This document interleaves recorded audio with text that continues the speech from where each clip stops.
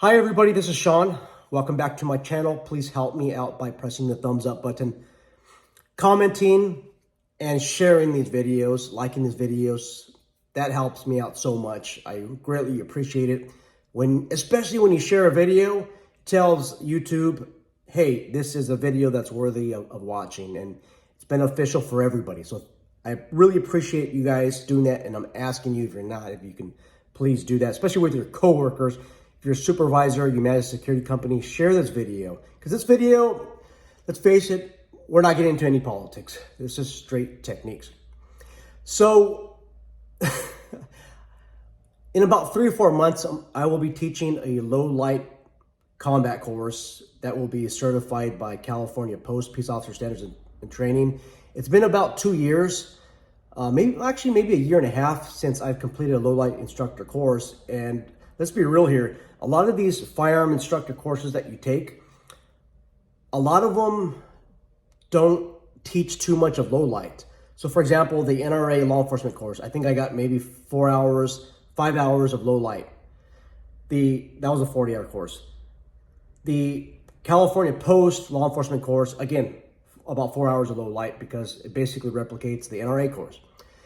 Then I go to Gun Sight Academy in Paulden, Arizona. Once again, about 3 to 4 hours, maybe 4.5 hours of low light combat. Well, you guys know that Post basically copies the curriculum from NRA, but they don't want to admit it. And the NRA copies the curriculum from Gun Sight because, let's face it, Colonel Jeff Cooper founded Gun Sight, and he was very instrumental in pushing legislation that affected a lot of NRA members, but let's not get too much into that. So what I want to say is there's not a lot of low light training going on right now. I mean, that's not a lot. If you have a 40-hour class and then 4 hours is low light, that's not enough. With the BSIS, the Bureau of Security Investigative Services Firearm Exposed Firearm course, there's no low light training at all. And the problem is most shootings that involve security personnel, most of them happen during low light conditions.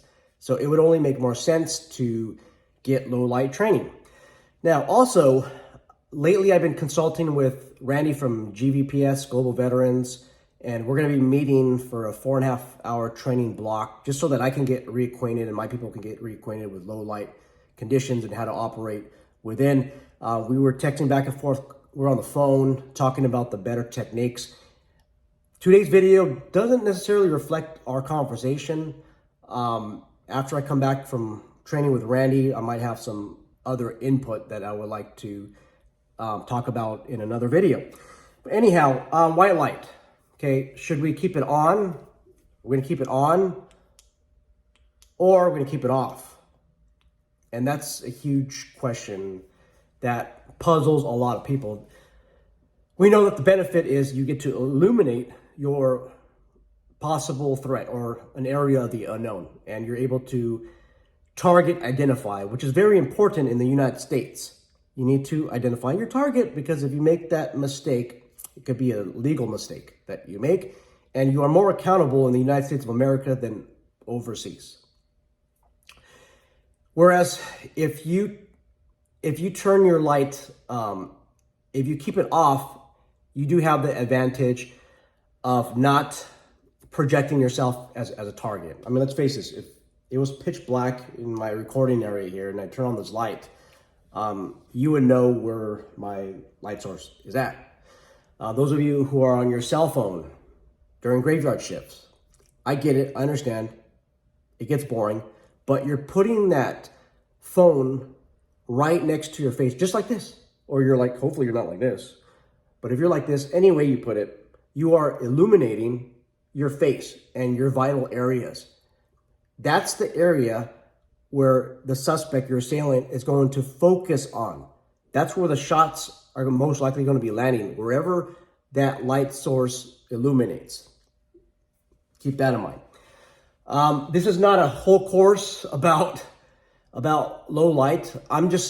We're just having a brief discussion. Like, I don't want to make this more than a 10-minute video. Just some tips that I picked up over time. I highly recommend that you put some type of lanyard on your light if you are in private security.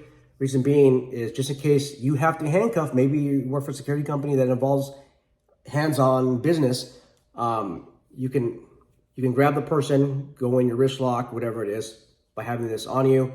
I shouldn't say this on camera, but look, you think that this will not leave a mark, okay? If somebody gets hit like here or here, okay, this area of your body, your face, once there's a cut, there's a lot of superficial bleeding that goes on. So that's what I like about this. I mean, you can use this as, essentially an impact weapon. Okay, I'm not saying it's legal to do so.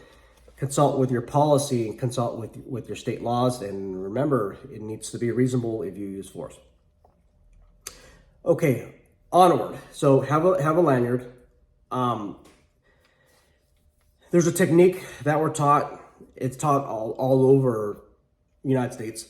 It's basically called the FBI technique, and this is a searching technique. And basically, what you would do is, if you're armed security, okay, you would have and I actually would recommend having a longer lanyard for your flashlight, just so that you have more mobility. I'm gonna actually have to change this out.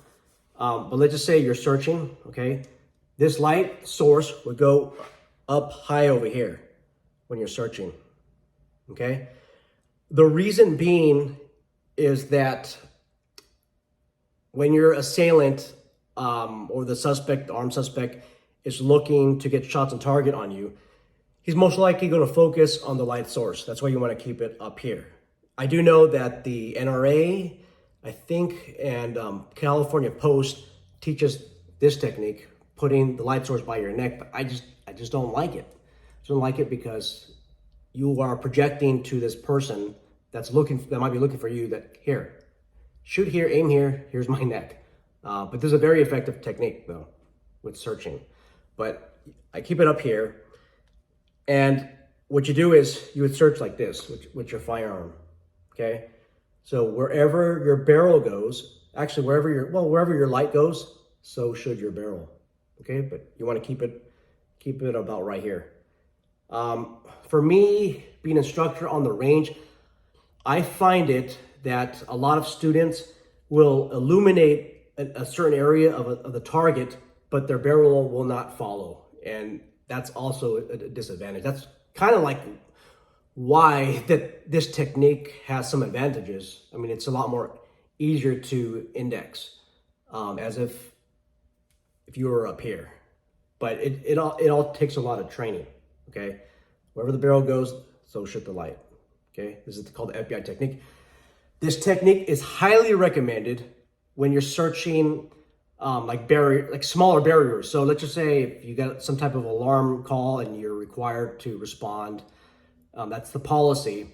If there's like a small couch or like a small wall, you actually have more of an advantage, tactical advantage, if you're using the FBI technique. Whereas if you went over here like this, in my honest opinion, you actually can see more depth. You can see more in back of the couch if you use that technique. So that's the FBI technique. The Harry's technique, and I think he might have been a retired FBI agent assigned to the full-time firearms training division, not sure. The Harry's technique is one of the most stable techniques when you are one-handed shooting. And a lot of flashlight techniques incorporate basically unstabilized shooting, okay? Unless you have a weapon mounted light, which we're not gonna discuss in this video. But basically it would look like this, okay? And the angles are all crazy. They're all weird because of the camera. But you would lock just like this. And basically this part right here of your shoulder would feel uncomfortable and it would feel tight. If it doesn't feel tight or uncomfortable, then you're not using the technique properly. Because what ends up happening is the tension from right here, okay, it basically locks your gun right in this little notch here. And you want it just like this, right in here. I've seen some firearm instructors, some students do this. Well, you're not stabilizing the gun. So keep it in here like this and torque your elbows as 90 degree as possible. This is a very tiring technique, but it does stabilize the gun a lot better than if you did this. Okay, this you're not stabilizing nothing when you do this. So you bring it in just like this, and you'll feel the tension. If you don't feel tension here, you're not doing it properly. One other technique, there's something that we need to be aware of. It's basically called transitional lighting. If you were to come in from an outside light source, let's just say it's daylight and then inside, that condition would be called transitional lighting. And let me shut the lights off. And this is as dark as I can get it in here right now, but it would look something like this. By the way, I'm not using proper entry. I'm just showing you what transitional lighting is.